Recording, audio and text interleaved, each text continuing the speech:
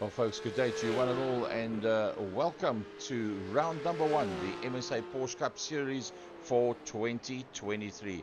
Joining us live in the studio, the voice of West Province Motorsport, Frank. Frankie, good day to you. Gary, good day, and it's good to be in the studio for round one of the Porsche Cup. And then the man from Stasi, FC Nieuwoud. FC, good day to you. Good evening, Gazza. Good evening, Frankie. Lovely to be back in the studio.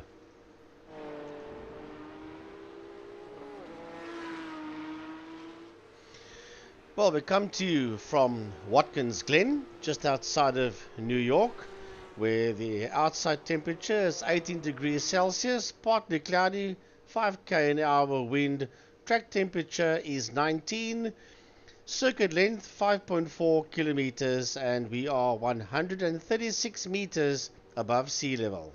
Yeah, the classic brute layout here of Watkins Glen, slightly shorter than your longer version. It doesn't have that inner loop. It's the same circuit as layout that we raced at in the GT3 series last week, Wednesday, with the MSA GT3 series. So the support series for the national rounds here this year, the MSA Porsche Cup series for 2023. The guys were in the closing stages of practice when we went live now. That is the end of that session. We'll be moving on to the qualifying pretty soon. Yeah, we want to say a big thanks to ASAP New and Used Motor Spares in Pretoria West. They are the sponsorship of the Porsche Cup, the MSA Club Series for 2023. Yeah, it's going to be a good one. We've seen lots of action from the National Series in GT3 last week, where you had the guys out in the Mercedes, the Audis, the BMWs, the Ferraris. We had a couple of, I think, 1 or 2 Lambos out there as well. They had a few Porsches out there. A few Porsches out there as well, but those obviously being the GT3 spec. This being the Porsche Cup, the 992 or the 922? 992. 992, there we go. It's a Porsche. They all look the same to me in any way. Basically the same as the Porsche 911. But yeah, in the dying stages of practice here, it seems, okay, we came in a little bit early there. There's about 8 minutes left in the practice session of the first round of the Porsche Cup. Of course, brought to you by ASAP in new and used parts out in Pretoria West. Ati Nagel at this stage of the fight seems to be the man to catch out there on a 1 minute 44.430. Now the question is, Frankie, are the times that we're seeing in a practice relative to what we're going to be seeing in a qualifying, or are the guys holding it back a little bit? I don't know. I think it would be probably more or less the same. Ati doing a 144.4. So I think they're going to be doing pretty mid to low 144s, but we'll see. With 7 minutes to go before we start official qualifying. Awesome stuff, and we've got some of the best out there. Ati Nagel is a known factor to us. We commentate on Ati on a regular basis out in the Sports and GT Master Series. Jaco Forster, also a well-known name to us. Jaco Steyn, Robbie Teings, Peter van Zyl, but we do have some unknown names that we aren't used to talking about on a regular basis, and one of them being the 8th place man out there right there on the screen now, and that is Low Wrigley. Yes, low in the 44 car. So he's one of at least 2 names that is pretty new to us. The other one is the man that's in 13th position, Richard van Heerde, in the 31 Porsche. So to Low and to Richard, welcome to the Porsche Cup. Yeah, it's going to be great to see what they can do against the rest of the field out there. So far, we've got about 19 to 20 guys that are entered for the Porsche Cup Series this year that didn't qualify for the GT3s. And yeah, tonight so far, we've got 14 people out on track. I don't know if we're going to have the full contingency. Some of the guys still being caught out a little bit by the load shedding schedules in their area. But this is a lovely sight to see out on the circuit. Uncle Cyril Ginsberg is out there. Great to see Uncle Cyril back. We're just looking forward to seeing him back out at Killarney again in his Porsche in the Sports and GT Series. But good to see the elder statesman, Uncle Cyril Ginsberg, back out there in that familiar number 12 Porsche. Yeah, lovely to see him out there, and lovely to see how the times improve of these guys. I mean, looking back on where we saw some of these drivers start out about 2-3 years ago with the inaugural Sports and GT Master Series, and somebody who has improved immensely is this man on your screen right now. That is Herman Lazarus, the man in the custom baby blue cheapercars.co.za Porsche, and he's currently sitting there in that 9th position. Yeah, provisional 9th for him, and he's done he's 1.7 seconds behind Ati Nagel at this point in time. Mark Devereaux, that's a name that we spoke about last year as well in this Porsche Cup Series. Mark out there in that number 3 car, currently in P10, 2 seconds behind Ati Nagel. Well, this is the time where the guys can still play around with setups and fool around with cornering speeds and know where the brake markers are. After this, we're going to go into the official stuff, and that would be your qualifying times. So this is literally the last couple of minutes with 4 minutes to go on the clock for these guys to play around and try to find the quickest time around the Watkins Glen circuit out in New York State in the US of A. Yeah, they do IndyCar racing here, they do NASCAR, they used to do Formula 1 at this circuit many years ago, and this is the circuit where the Saturday practice for the 1973 US Grand Prix, that's where Francois Servet lost his life racing for the Elf Tyrrell team, and he was the teammate of Jackie Stewart, and he was to be the number 1 man for Tyrrell in 1974 as Jackie was going to retire. And the interesting fact, this would have been, or that would have been, Jackie Stewart's 100th Grand Prix. Oh, wow. With Francois Sever passing away in the accident, he never raced. Jackie Stewart only did 99 Grand Prix races. That would be a bad memory to have in your mind, to go through life knowing that, you missed out on a century of races because of something like that. But yeah, that's the era where it was very, very dangerous to be part of motorsport. And you had characters like Hunt and Lauder and those guys where they literally said things like, a certain act is the breakfast of champions. We can't say that. No, we can't say that. Where they would walk down pit lane with a racing suit tied and a cigarette in the one hand and a beer in the others. But those were the days. Lovely stuff out here. But yeah, Watkins Glen, a historic race circuit out in New York State in America.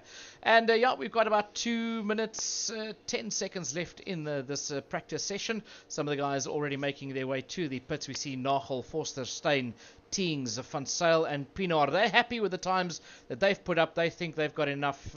They've found the fastest route around the circuit, so they're going to park it and now start getting their mind set ready for that qualifying session.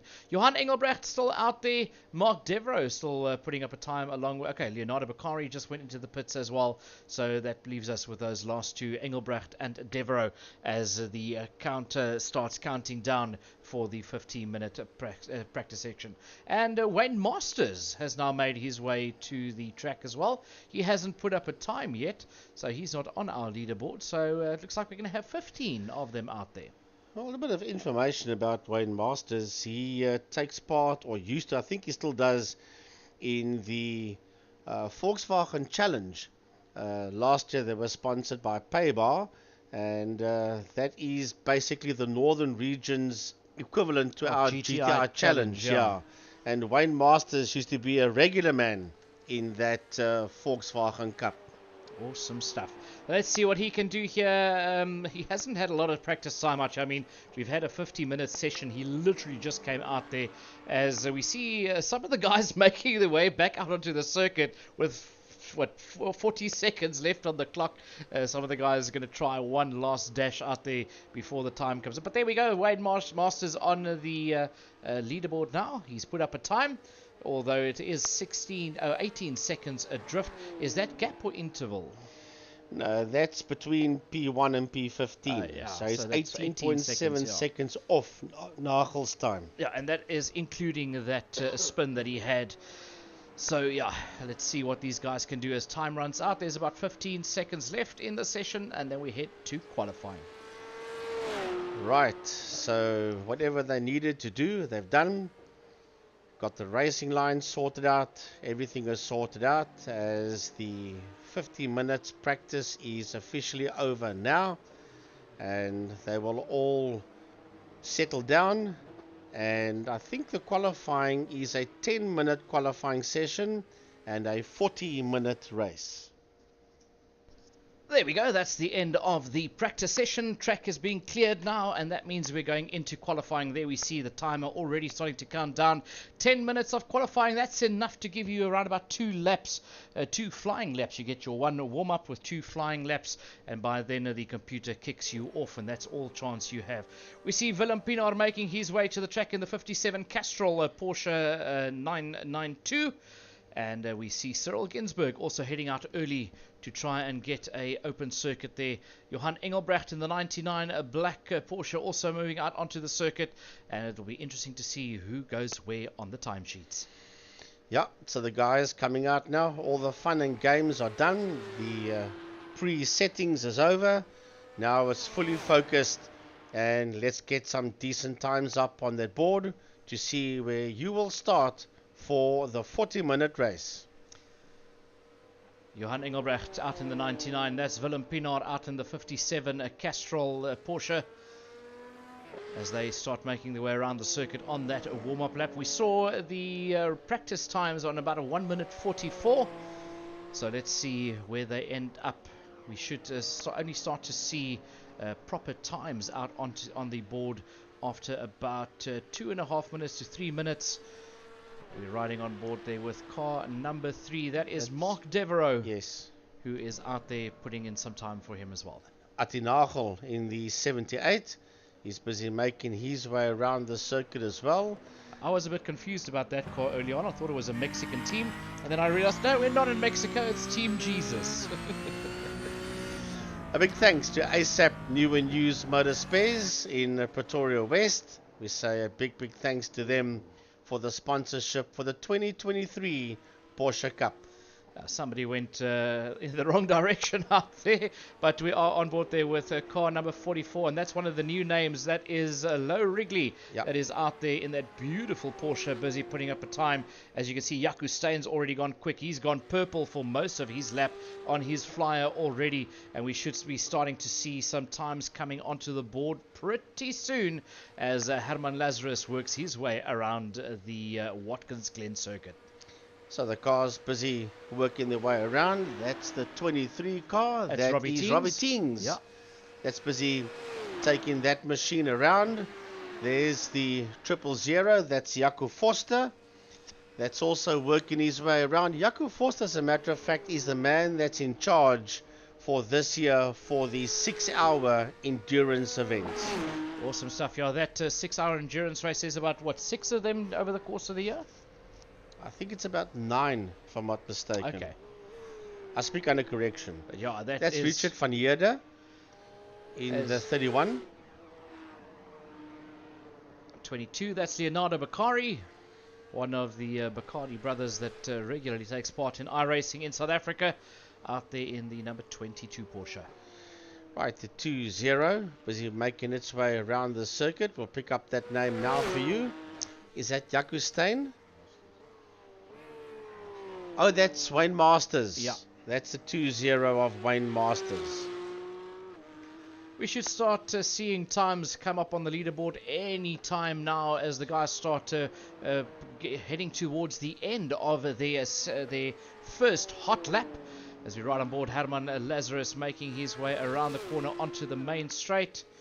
Here he comes. We're going to see our first time. That's Willem Pinaar that puts up a first time of 1 minute 46.636. And then Herman Lazarus goes fastest with a 146.103, knocking down Willem Pinaar by half a second. Yeah, Robert Tings is there in that 4th position now. Herman Lazarus, Low Wrigley, second with a 146.422. Richard van Heerden puts up a time of 148.06, but we've got another fastest lap out there so far. Atti Nagel takes provisional pole on a 144.919. Ooh, that's quick time. The closest man to him now is Herman Lazarus, who is 1.1, almost 1.2 seconds off the pace in that second position. Yeah, Atti Nagel 144.919. Lazarus 1.1 seconds behind him, and 1.5 seconds behind Nagel is Low Wrigley.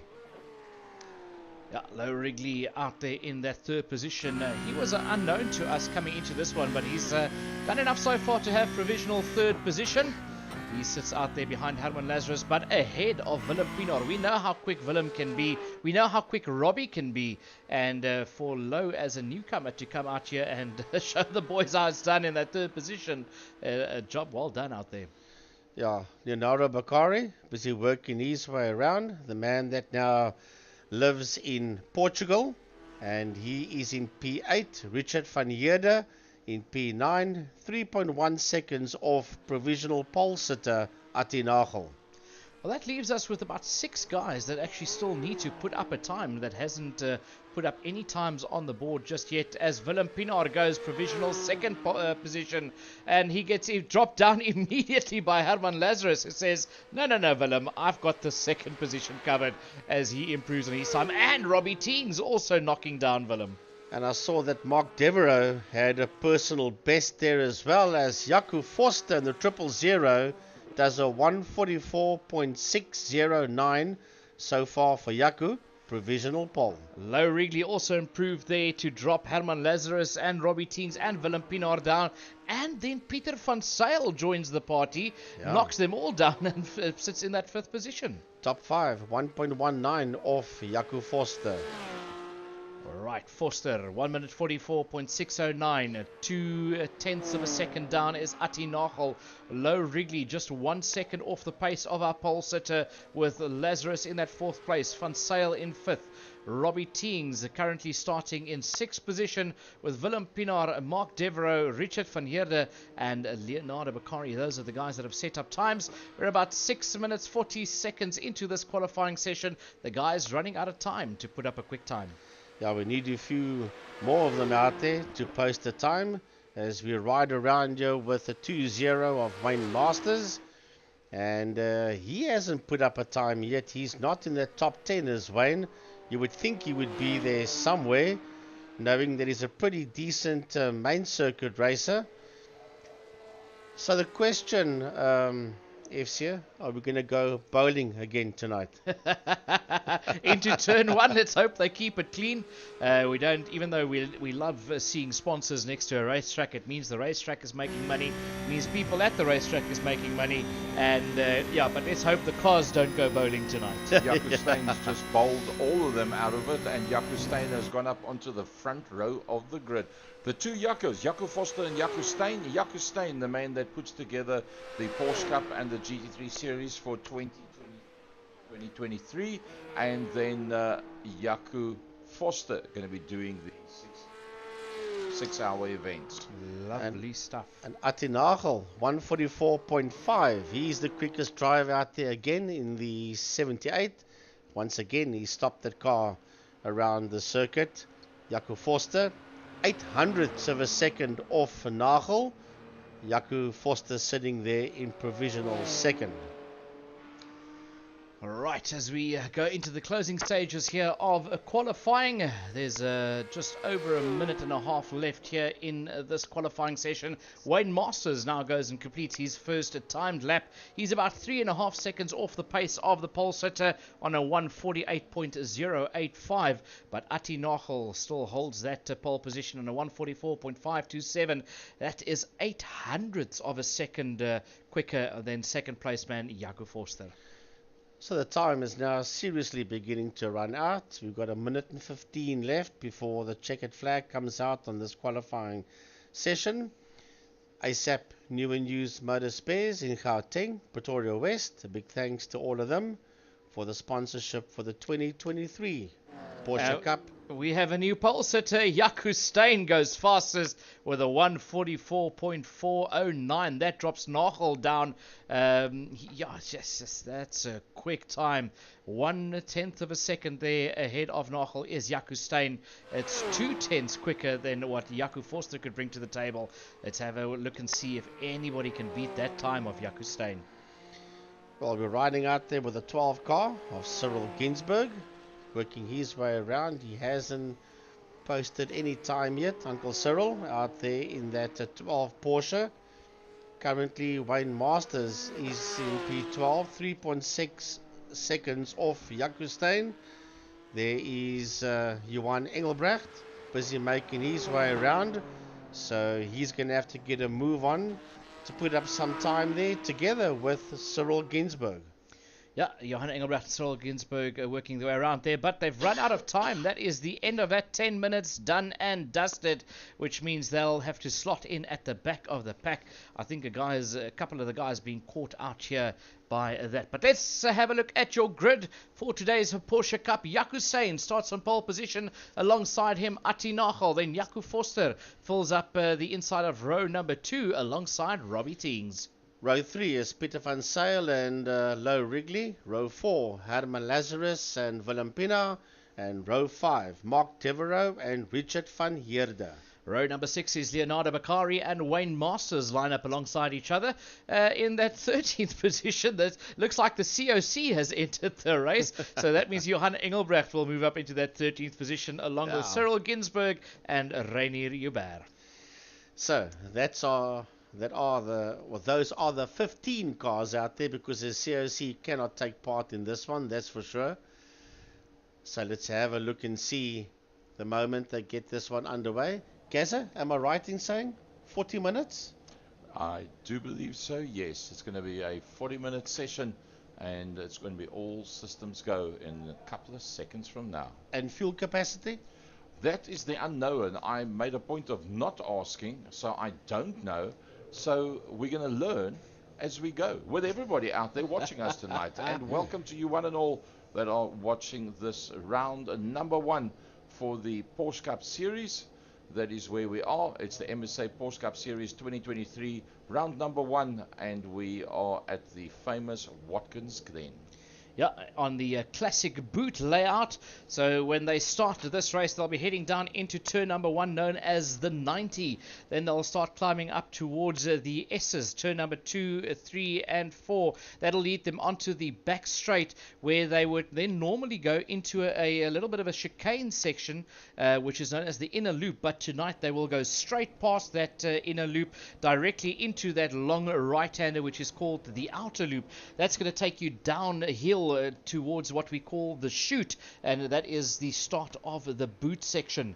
It'll take you through the toe of the boot as we are racing already out here in a Porsche Cup 2023.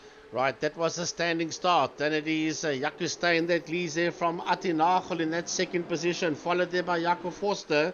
That sits there in third. Looks like Van Heerde has lost the circuit there as they're busy working their way through the SSFC and onto that long back straight.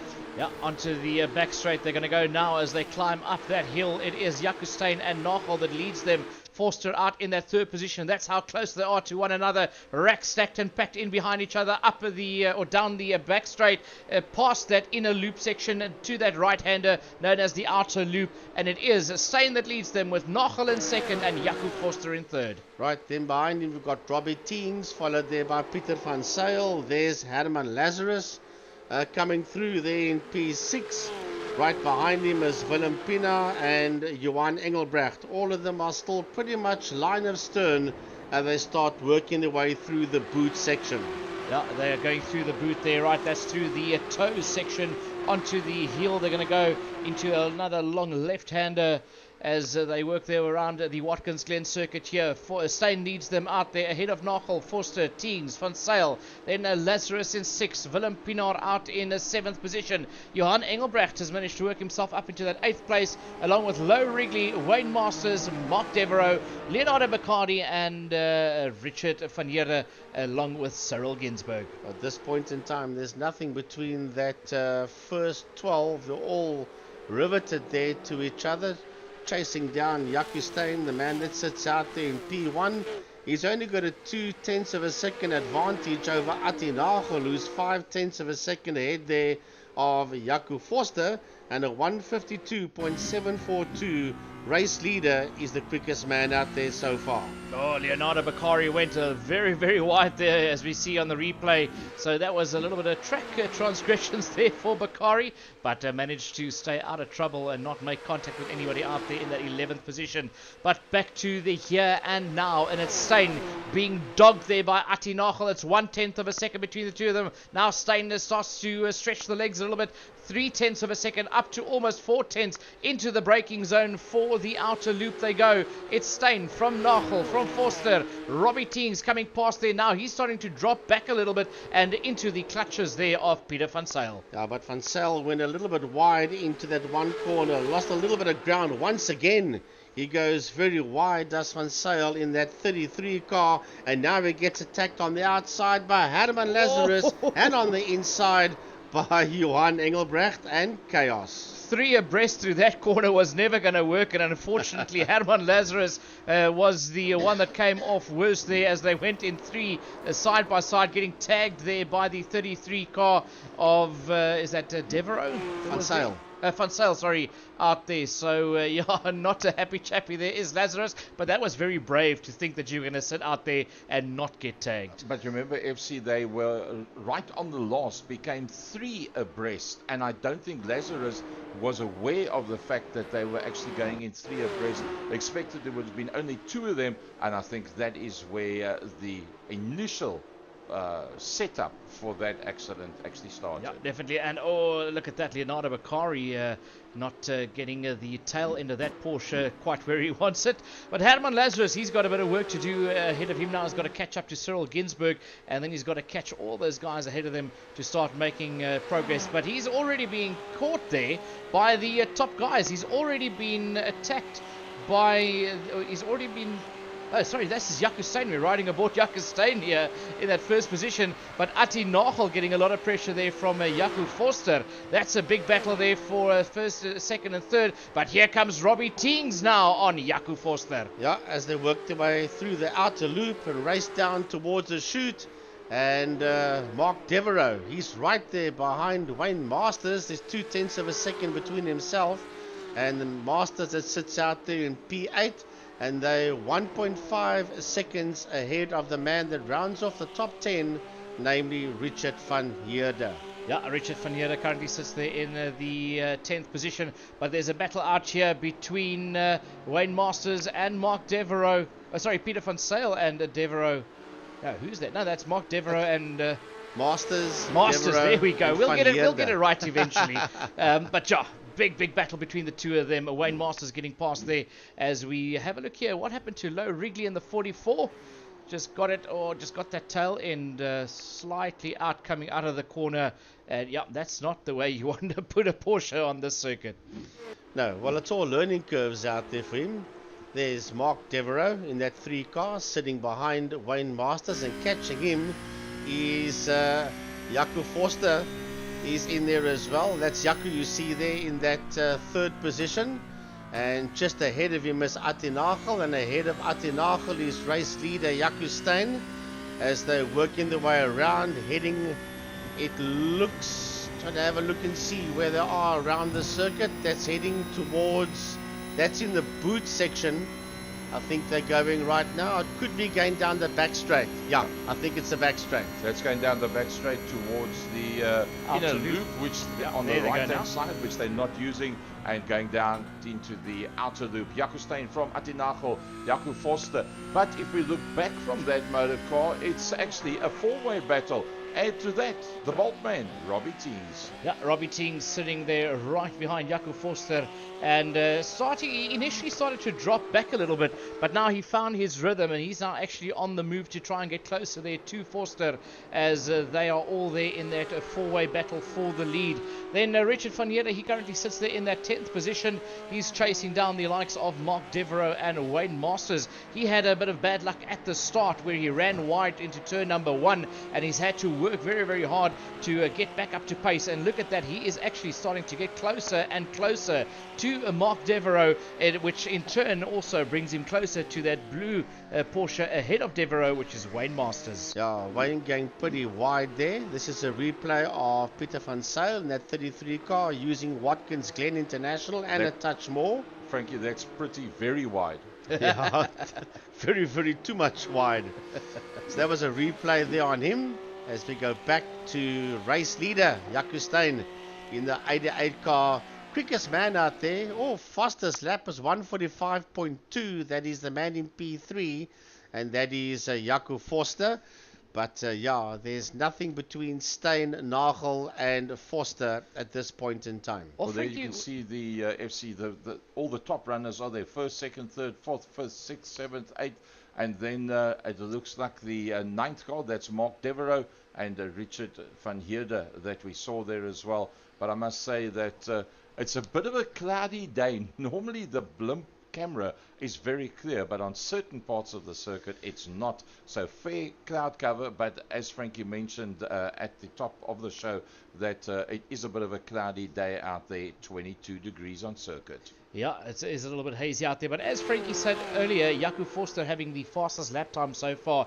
That shows clear intent. Forster is not letting those front two get away. In fact, every lap he's getting closer and closer. It's gone down from about 0.6 of a second to just 0.3 of a second now. He is getting closer to Nagel, and Nagel might be in trouble soon, just as Wayne Masters might be in trouble, because here comes Mark Devereaux. Yeah, Mark Devereaux is right there with him, and Richard van Heerden has got the best seat in the house. Just ahead of them we see Van Sale going through, and here comes Masters, Devereaux, and Van Heerde fighting it out for P8, 9 and 10 on the circuit. And Masters has got his work cut out if he wants to keep Mark and Richard in there behind him. Yeah, you could see the pressure already starting to show there on Masters as he ran a bit wide coming over. But that even caught Devereaux out, because after that Devereaux was like, oh, what's happening? And he even backed out of it a little bit. But back to the front of the pack, your race leader, Jaco Steyn, in complete control of this race. Not running away, but also not really being caught by second placed Ati Nachel. And Jaco Forster has also dropped back a little bit now. You might find that the guys are starting to go into a little bit of a tire and fuel saving mode now, because we obviously don't know what their fuel strategies are. From the top end down, it's Jaco Steyn that's doing a brilliant job. The man that actually put this and the GT3 Series MSA affiliation for 2023 and 60,000 rands worth of prize money that is linked to that GT3 Series. This being the Pro-Am Series, round number 1, sponsored by ASAP New and Used Parts. A big thanks to Mr. Jabir himself for making that one possible. So Jaco Steyn leading them out. Then it is Ati Nachel, and Ati Nachel is not being dropped whatsoever. He has to keep tabs on Jaco Forster, not that far behind. Almost in the same camera shot, there is the Boltman, Robbie Teings. He finds himself 3.3 seconds off that front trio, but I think they might start slowing one another down just a little bit. If that is the case, Robbie will be able to catch up, but he's also got to be quite aware of what's happening behind him, because rounding out the top 5 is in fact Willem Pina, as Johan Engelbert runs it a bit wide, but he's got to keep tabs on what's happening behind him. The RSC Porsche is just 1.2 seconds behind him. Yeah, that is Peter van Zyl that's in there behind Engelbrecht. That's the man you see out there in car 33. Then we got Wayne Masters. He sits out there in P8, and he is a second ahead of Richard van Heerde. Mark Devereaux has actually gone backwards. As a matter of fact, van Heerde is now ahead of Devereaux. Devereaux is in that 10th position, but trying to make a comeback there at Van Heerde. Yeah, there we go, running it a bit wide. Yeah. Yep, he ran it wide, and that's where he lost that position.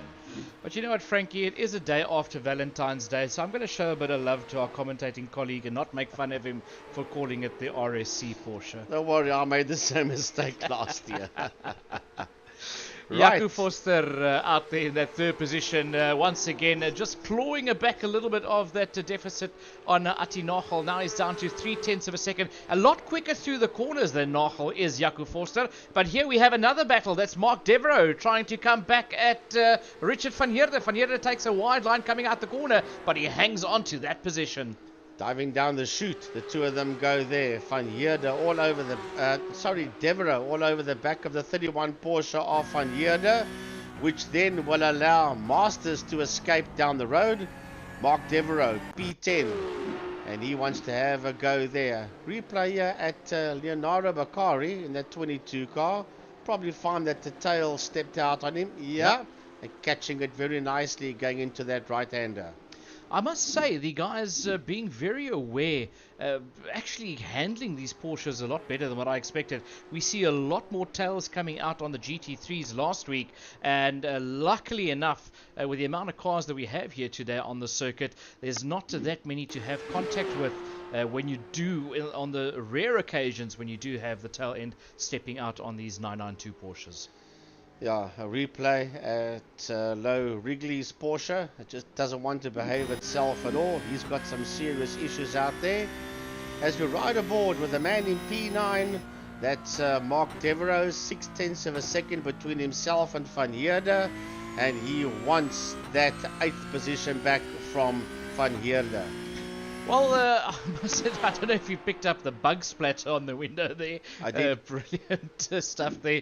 But let's have a look here what happened with Wayne Masters weaving, the guys weaving as they come down that straight. And that back end just snapped away from him, plants it into the tyre wall, and that releases Van Heerde and Devereaux as they went past. The Herman Lazarus, quite similar. Luckily didn't plant it into the tyre barrier, but did get it very wide, and that puts him on the curb and sends him straight into the pit wall. As you see, Masters make his way into the pit area from his previous issue. You just saw the bug splat there for a moment. And that is Wayne bringing that 2-0 Porsche now back out onto the circuit again, as Lazarus has got the cheapercars.co.za Porsche in pit road. Yeah, that might have him stationary in the pits for quite a while there. That was quite a hard knock to try and get that Porsche back out there. But let's have a look here what happened to Van Heerde.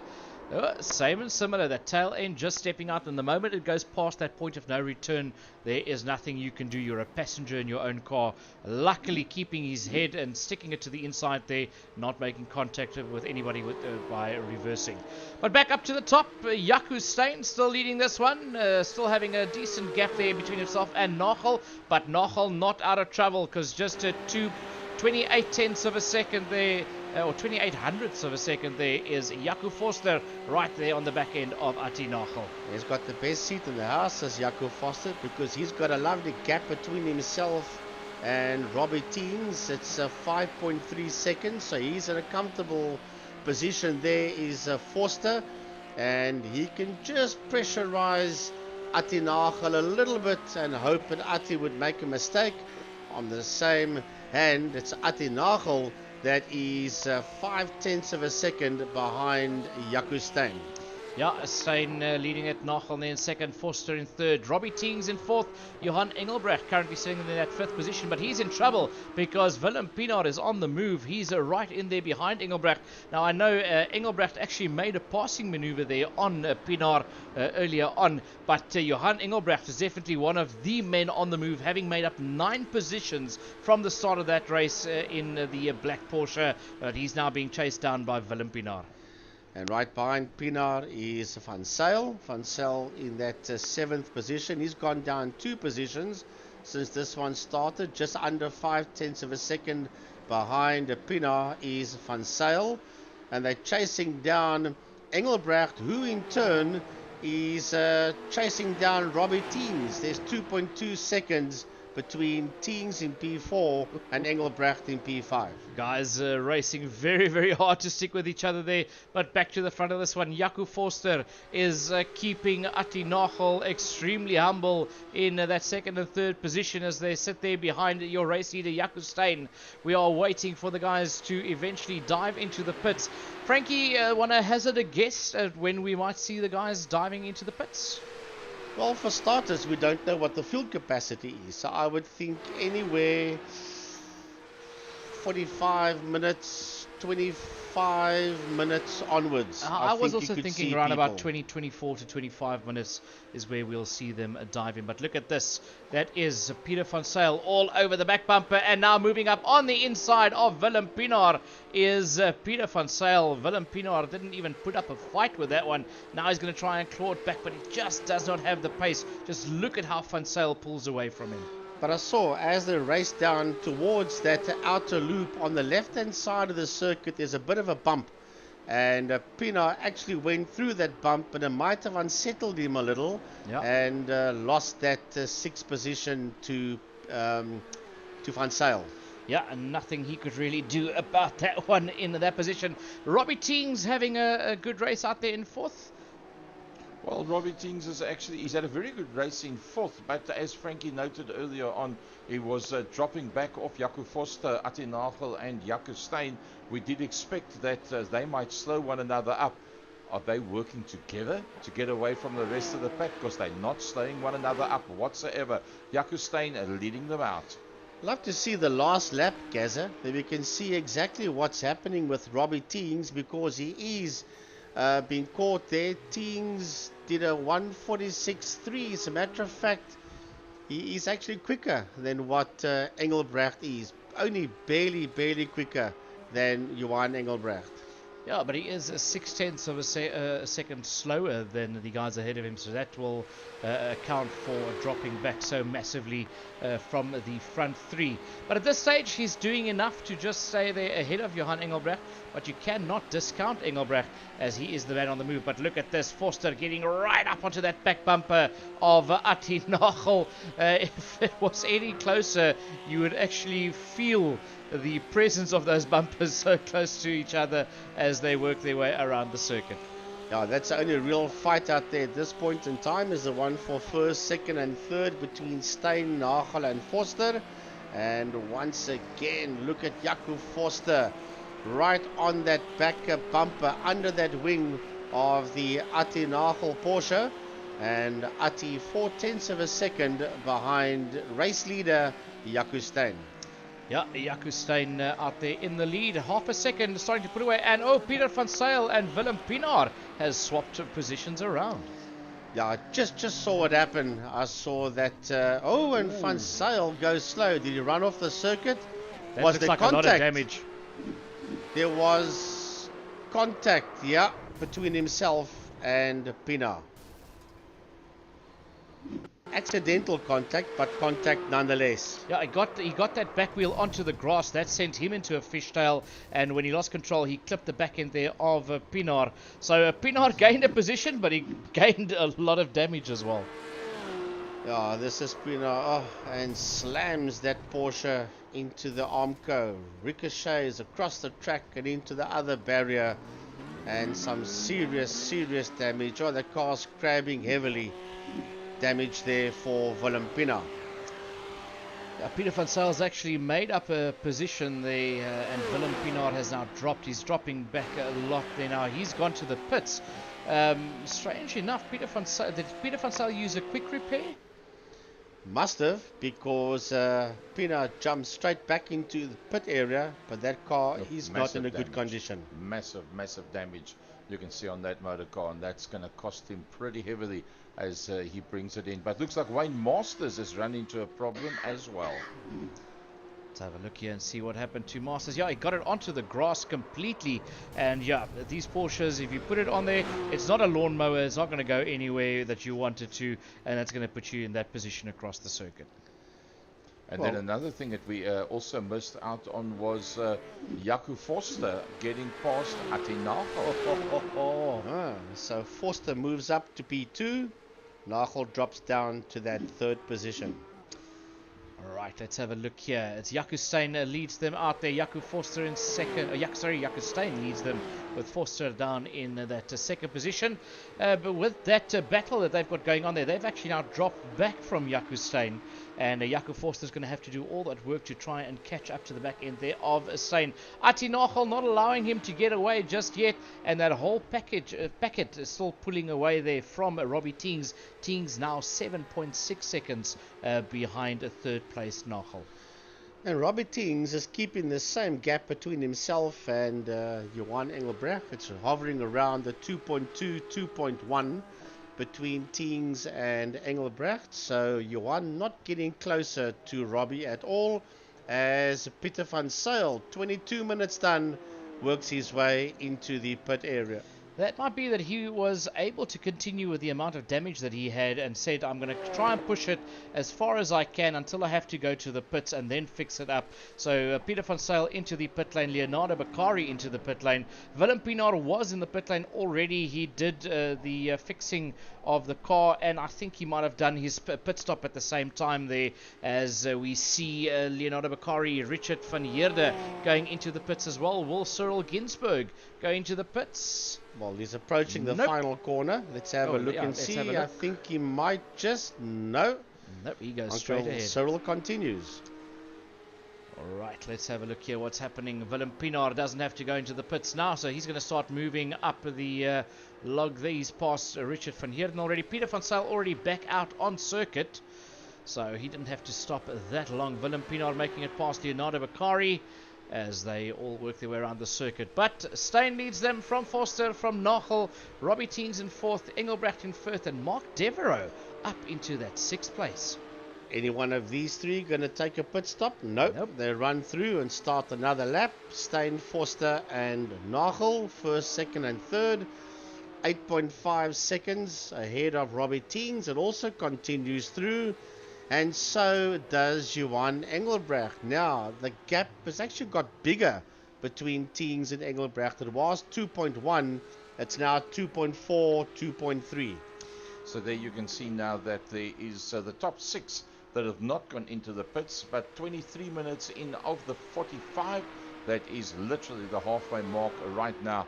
But Frankie, if Johan Ferrari was in this race, he would have been in 5 laps ago already. He's normally the first man to dive into the pits. Yeah, he's got his strategy. And Mark Devereaux, he's in that pit lane. Well, he also came. You see, FC, there's that bump. I saw that I bump was earlier as talking well. about early on, and that's what unsettled Pino. Him, yeah. But now, Gary, talking about if Johan Ferrari was in here, would have been in 5 laps ago already. Ooh, Richard van Heerde, after having pitted already, now makes contact with the barrier. Hopefully not too much damage out there for him. But if Luke Lucchesi was in this race, he would have been the last one to pit, because he would be able to eke out those like qualifying style laps on fumes, dive into the pits, and then disappear off into the sunset. Oh, there's contact between the leader and Van Heerde, and he will lose that lead, will stain to Foster. That's going to turn everything upside down at the front end of the field. You'll probably find that if they get into a situation where there's too much traffic, they will go in on this lap now. Wouldn't be surprised if they both drive into the pits. Going into that final corner is where we see a wide line from Forster, but it is Steyn and Nagel, both of them diving into the pits. That releases Jaco Forster. Forster's going to now have to do what I just mentioned, those qualifying style laps to get a nice big lead, as we see Robbie Teings and Johan Engelbrecht make their way into the pits as well. Yeah, well, I said 25 minutes on, and here they come down pit lane. This is going to be interesting stuff. We've just gone over the halfway mark as Cyril Ginsberg works his way out onto the circuit. Ginsberg works his way onto the circuit, as you say there, Frankie. Let's have a look who's going to come out of the pits first. This is all about pit strategy. Remember, you choose how much fuel you take on in this stop, so you determine how long you are stationary, and it is Jaco Steyn that gets mobile first. Ati Nagel stopping a long time in that third position. That's going to cost him dearly. Or is he going to push extra hard now? Robbie Teings gets it going as well, and Johan Engelbrecht gets it off the line as well. Yeah, so Teings and Engelbrecht came in that order, and that's the same way they leave the pit area. Robbie ahead of Johan. Oh, Jaco Forster, the only man that has not been into the pits, the man that's going to be putting together the 6-hour endurance series. He puts it into the barrier. Oh, there's a lot of damage to that right-hand front corner. Now, FC, will he be able to get in and out of the pits in front of the pack? I don't think so. I see Frankie shaking his head. He also said, I doubt it. I doubt it. I think that Jaco Forster was trying to do one of those qualifying style laps to get as much as a buffer for the pit stop in there. Just overdid it coming out of that corner. We've seen countless other drivers overdo it coming out of that corner, put the car completely on the grass, and once you put it there on that grass, you're never going to bring it back. He's going to have to go into the pits now. Yeah, into the pits. I'm sure he would have pitted in any case, but now he's forced to. Depending on the amount of damage he's got will determine how long he will be in pit lane. this is what it looked like from the in-car camera of Jaco Forster. Gets on the gate, just a little bit too much grass, and bang, that right-hand front corner takes the hammer in. You could actually see him come out of the turn almost a little bit too early on that replay. It's almost like he started to end the turn a little bit too early, and that's what spat him out wide coming out of that corner. But let's have a look. There comes Jaco Steyn. He just passed him. He takes the lead now. So all that work that Jaco Forster did, he's going to now lose that position to Nagel as well. He's going to have to redo all of that, and he now loses the position to Robbie Teams.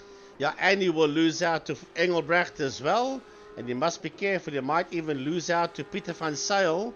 Let's have a look and see where is Van Zyl.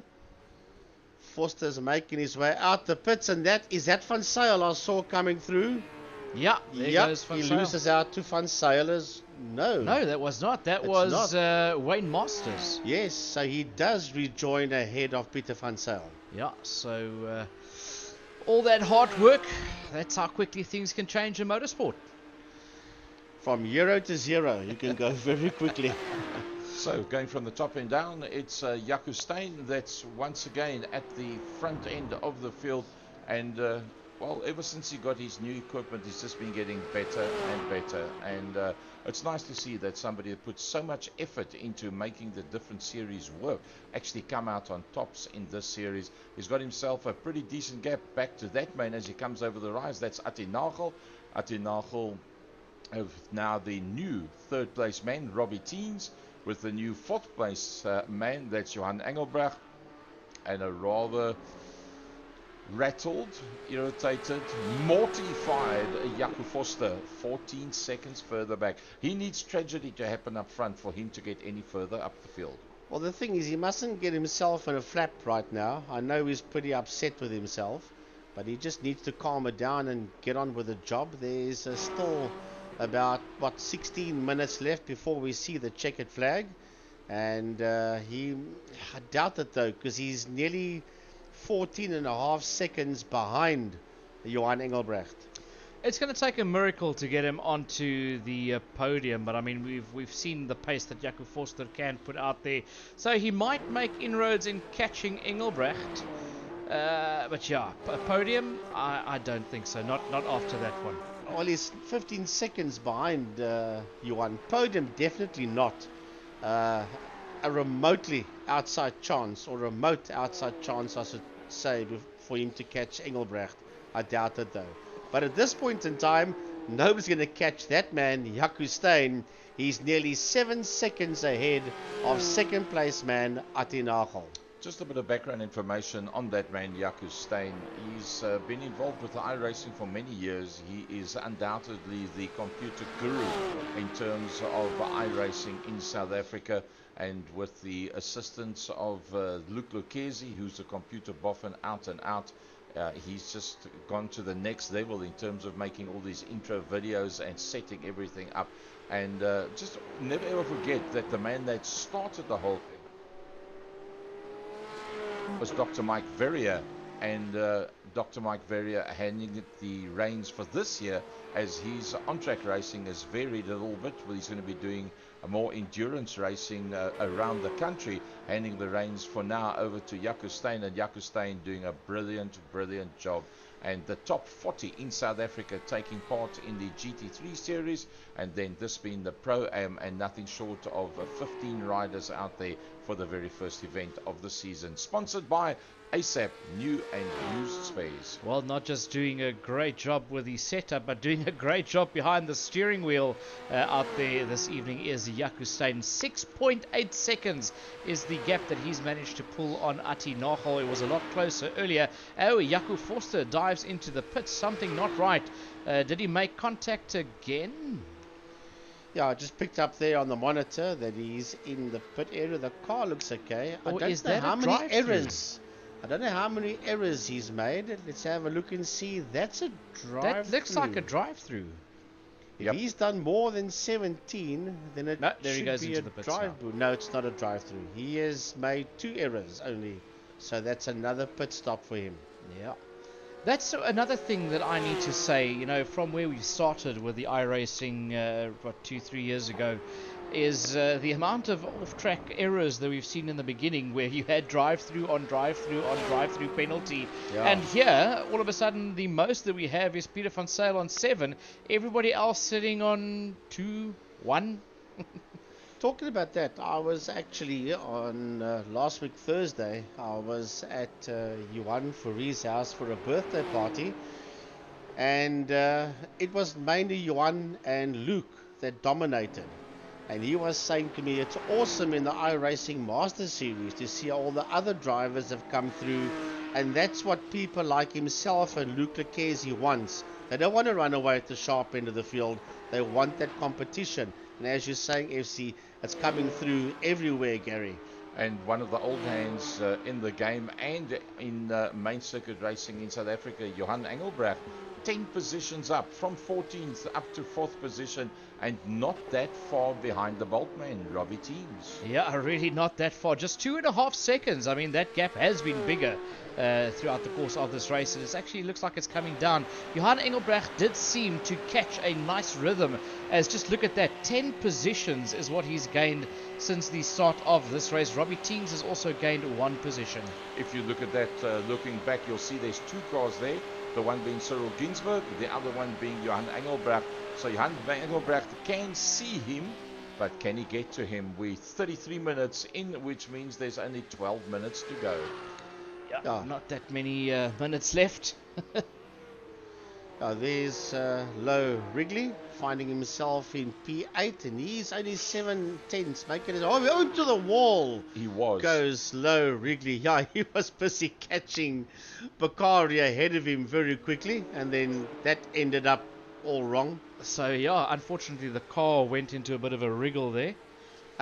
Oh dear, are we going that route tonight? You guys keep inviting me back.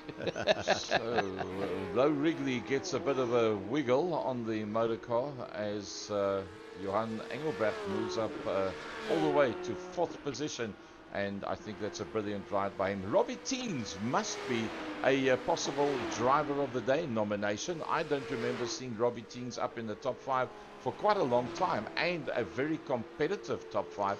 Because in fact he's not that far off the back of Atinagel, who is one of the success stories of 2022. 100%. Robbie Teens and even Johan Engelbrecht out there in that 4th position. Those are two of the biggest candidates for a driver of the day out here.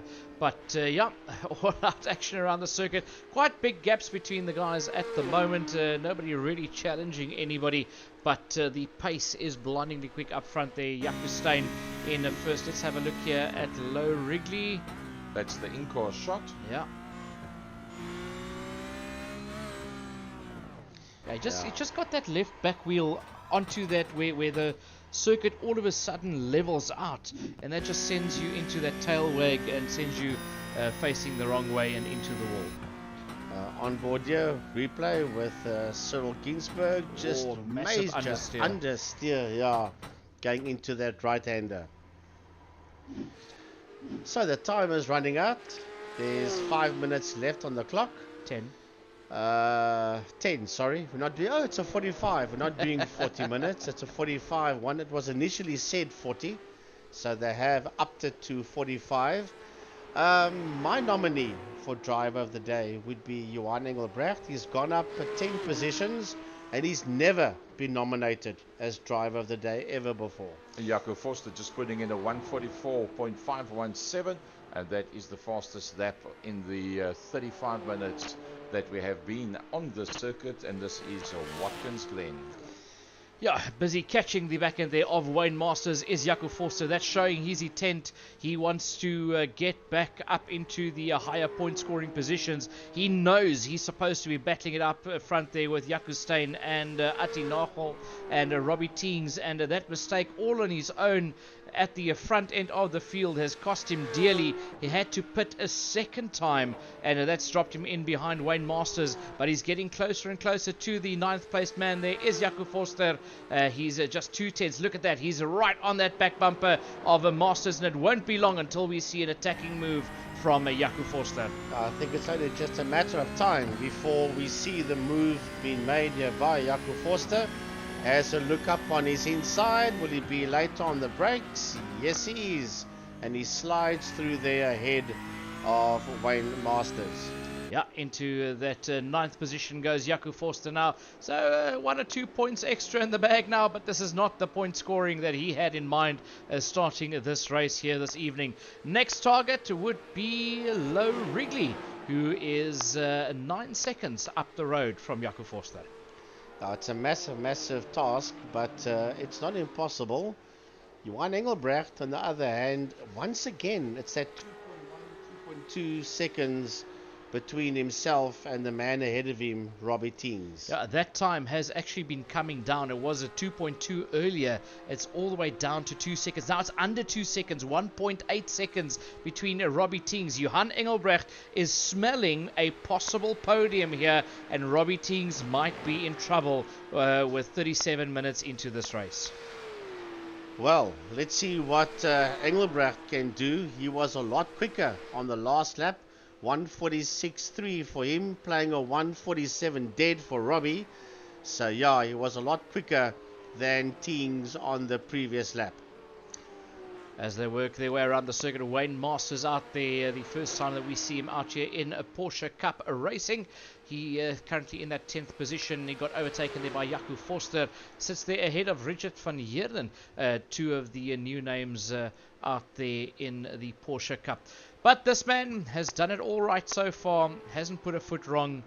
planned it perfectly in the lead, 6.6 seconds ahead of this man, Ati Nachel, as they work their way through the outer loop now. Robbie Teings out in third position, 9 seconds off the back end of Nachel, and Johan Engelbrecht just 2.2 seconds behind him. Yeah, Johan sitting there in that fourth position. He's 22.5 seconds ahead of that man that you see there in P5, and that is at Pieter van Zyl, who in turn is 13 seconds ahead of Willem Pina on the Castrol Porsche that sits there in that sixth position. Then only 7 seconds behind Pina is Leonardo Bakari. That is in that seventh position, and he's 11.7 seconds ahead of Low Wrigley. That is there in P8. He's nearly 5.5 seconds ahead of Jaco Forster, but trust me, Jaco's going to catch up to him. And 5.5 seconds behind him, rounding off the top 10, is Wayne Masters. Yeah, Wayne Masters in that 10th position. Richard van Heerden out there in 11th for his first race out here. Mark Devereaux currently sitting in that 12th position. He's 8.4 seconds off the back of Richard van Heerden. As we are still right on board with car number 31, that is Van Heerden. There we have Mark Devereaux out in 12th position in the number 3 Porsche, as he sits there 8 seconds behind Van Heerden and a full 50 seconds ahead of 13th place Herman Lazarus. Lazarus looked like he was starting this event so strong. He was constantly battling it out there for the top 5 starting positions in qualifying, and all of a sudden it just went wrong with him after that contact on the first or second lap. Yeah, and he's 27 seconds ahead of that man in P14. That is Cyril Ginsberg, and he's the last driver out on track, as we have a retirement for 15th place man Reinier Hubert. But it's all about Ati Nachel, Gary. He's 5.7, nearly 5.8 seconds ahead of Ati Nachel. Yep, and Johan Engelbrecht is starting to close once again on Robbie Teams. Let's just have a look at the last lap times that they were on. There you can see Johan Engelbrecht a 146.0, a 146.3, so only 3/10, but you can see the gap starting to get smaller. Low Wrigley had to dive into the pits, and that's allowed Jaco Forster to get past and move up into 8th, and that also bumps up Wayne Masters into that 9th position. Yep, that's just on the exit of turn number 1 as we go back to Robbie Teams, and I think Robbie Teams is starting to feel the pressure. 1.9 between Robbie and Johan. You can just see the lights of that 99 Porsche in there behind him. So Robbie's going to have to get a move on. There's no ways he can catch Nachel, because Nachel's just done a personal best. Yes, he's going to have to drive defensive lines and keep Robbie behind him. Remember, the clock is unwinding. We are approaching 42 minutes, which means there's only 3 minutes left to go. So I think Robbie Teams has done enough to stay ahead of Johan. It's gone back up to 2.4. Yeah, it's gone back up to 2.4, almost 2.5 seconds there between Johan Engelbrecht and Robbie Teings. Teings now knows that he needs to pick up the pace ever so slightly. He's probably not going to catch Ati Nachel, but he needs to do enough to stay ahead of Johan Engelbrecht. Engelbrecht looking very, very racy in that 4th position. A lovely shot there from that front bumper of that Porsche 992 as they work their way around the circuit here at Watkins Glen. That's now going to go down the chute into the left-hand into the boot section. There we go, down the chute into the start of the boot. That's looking towards the toe section of the boot, which is that long right-hander, which will lead you onto the boot straight into the heel and almost back to the start-finish line. Yep, down the boot straight. That's the base of the boot, if you can call it that. Working their way now towards the heel. Then they'll turn into that right-hander. There you see the 2 cars on screen. Go slightly uphill into nearly a hairpin left-hander. We're now seriously heading towards the end of the lap. There's one more straight, a left-hander, slightly down and into the right-hander. Then we'll be into the final corner. They are now approaching the last turn. Yeah, into the last turn they go there. Johan Engelbrecht as he sits there now too. Look at that gap growing, 2.7 seconds now. So Robbie Teings picking up the pace to get away from Engelbrecht, but actually dropping back from Atti Nagel. So is that just Engelbrecht losing pace and Robbie Teings not really picking up the pace? As a matter of fact, Pieter van Zyl, that's 23 seconds behind him, was quicker than what Engelbrecht was on the previous lap. Yeah, so there we have it. Johan Engelbrecht going a bit slower that lap out there.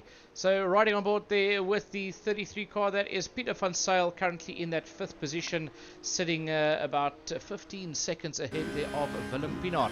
Let's have a look here what happened to Mark Devereaux. Just ran it out wide, got spat out onto that runoff area, got back onto the track into the last corner, runs it very, very wide, had to stomp on the brakes not to hit that barrier. Well, we are approaching the 45-second to go, and Jaco Steyn 3.7 seconds ahead of Atti Nagel. He just has to keep it neat and tidy, and victory will go to Jaco Steyn. But he does have Van Heerde ahead of him in P11. That's a back marker. Yeah, back marker there of Richard van Heerde as they work their way around the circuit. This is Jaco Steyn that leads them out there. He is 3.3 seconds. Something happened with Jaco Steyn because Atti Nagel made up 3 seconds in the last lap there. So something, either Steyn got held up there by Van Heerde, or he made a mistake that almost cost him valuable time, but Nagel's made up 3 seconds. And also, Jaco Steyn started the last lap exactly as time ran out, so he's going to do one more lap that I think he didn't want to do. I think he held back. He timed it purposely perfect to do one more lap. To start one more lap. Well, knowing that Nagel is only 2.4 seconds behind him, as you can see visually on the screen, he's got a problem because he's battling to clear Van Heerde, that is a back marker, and he sits in P11. I think they fueled these cars very, very light for this last session. So Steyn knew that if he had gone over the start-finish line, he would have had to do another lap after that. So rather hold back a little bit. He had time in the pocket, held it back, timed it perfectly to start the last lap as the time ran out. And I think that was very, very strategic there by Jaco Steyn. Yeah, well, I think if it hung back 2 seconds, he would have crossed the line and got the checkered flag. But he literally crossed that line and then the time ran out. And that's why he's doing another lap. I don't think it's what he wants. Remember, when the time runs out, you still have to start your last lap. So you don't immediately get the checkered flag. But so had he already been on that lap, he would have had to do another lap after that. So that is why that is strategy on the part of Jaco Steyn. This is true. Didn't want to do another lap on the fuel that he has in there. Well, right now he doesn't have to do anymore because this is the checkered flag, and race victory goes to Steyn, only 2 seconds ahead of Atti Nagel in P2. Yeah, Nagel brings it home in that 2nd position. Robbie Teings will cross the line in 3rd. He had a brilliant race out there in that Aztec Sim Racing. Yep. Porsche in 3rd, and in 4th, just 3.8 seconds behind him, the 99 Porsche of Johan Engelbrecht. Pieter van Zyl, 25 seconds behind Engelbrecht, will round off the top 5 as he's making his way around, heading towards the final corner. Using the track and a touch more, brings that 33 Porsche around that final corner, and he will finish in that 5th position, nearly 25 seconds behind Engelbrecht. Yeah, and another 15 down the line will be this man in 6th position. Car number 57, Castrol Lubricants. Willem Pinaar will put that Porsche in that 6th position as he crosses the line. Right about now, there he goes, finishes in 6th, and he is 9 seconds ahead of this man, car number 22, Leonardo Beccari, but he's in trouble. Here comes Forster. Luckily the lap ends just in time as Forster was hard charging there in that 8th position, and next man through will be this car number 20, Wayne Masters. Yeah, he's in that 9th position, is Wayne Masters, 19 seconds behind Jaco Forster. And then the last man on the lead lap as Masters takes the checkered flag will be Mark Devereaux. and he's 12 seconds behind Masters, working his way around the final corner to see and meet and greet the checkered flag. Yeah, there comes a Devereaux. That's the last car on the lead lap. Richard van Heerden was a lap down in that 11th position. Herman Lazarus down in 12th. Low Wrigley brought it home in 13th position. And Cyril Gainsbourg in 14th place. Well, that is it. A big thanks to ASAP New and Used Parts in Pretoria West. A big thanks to those gentlemen from ASAP. And there's the race results. For podium, Jaco Steyn, Atti Nagel and Robbie Teams. Yeah, it was a brilliant race out there. Jaco Steyn did it all right from start to finish. Had a bit of a scare there halfway through the race just before the pit stops, but then kept his cool and calm after Jaco Forster planted that car in the wall and ended up there in first position is Jaco Steyn. Atti Nagel in second. Robbie Teams, a brilliant race for him out in third position. But Frankie, as you said, I agree with you 100%. Driver of the day, it goes to fourth place man Johan Engelbrecht. Yeah, and my bad luck would go to Jaco Forster because he had that win in the bag and then planted that car into the wall. Yeah. But that's just my nominee. It's all fun at the end of the day. Yeah.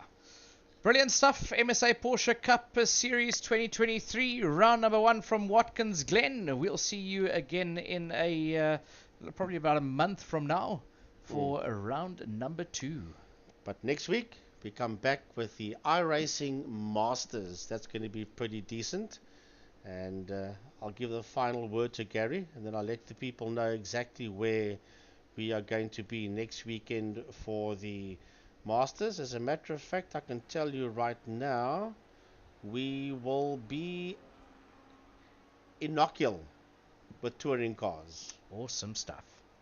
So from the Second Gear Studios here in Velgeligen, down in a rather warm Cape Town for the last couple of weeks, from myself, Gary Fleming, on behalf of Second Gear Productions, FC Nieuwoud, the man from Jo Stasi, national and international motorsport commentator, and the voice of West Bromwich Motorsport, Frankie Hiernes, known as legendary voice of down at Killarney International Raceway. Thanks very much for joining us.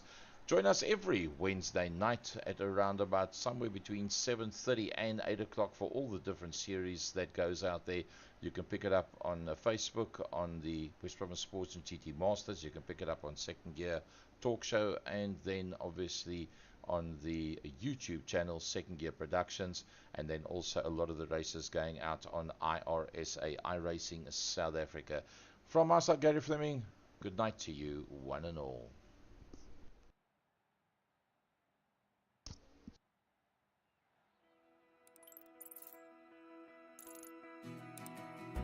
iRacing is a sim racing game that combines a true-to-life racing experience with an online community of virtual racers from all around the globe.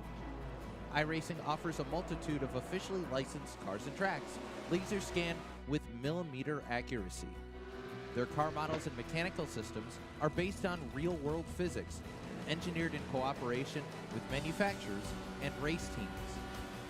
Their skill license system ranges from rookie to pro, ensuring members are always pitted against those with similar skill sets.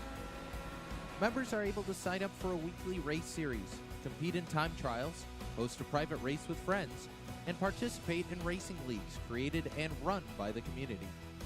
With over 170,000 members, iRacing works in partnership with renowned motorsports organizations like NASCAR to deliver virtual races based on the real-life NASCAR Cup Series, as well as many other series on the NASCAR ladder. iRacing also features team racing, providing a variety of options for members to create and manage their own teams. Race with friends or real-world teammates in full-length endurance events like the 24 Hours of Daytona, Spa 24, or the Bathurst 12 Hour. Additional partners include IMSA, World of Outlaws, Supercars, and IndyCar, allowing members to race in their very own Indianapolis 500, Bathurst 1000, Chili Bowl, and many more iconic events.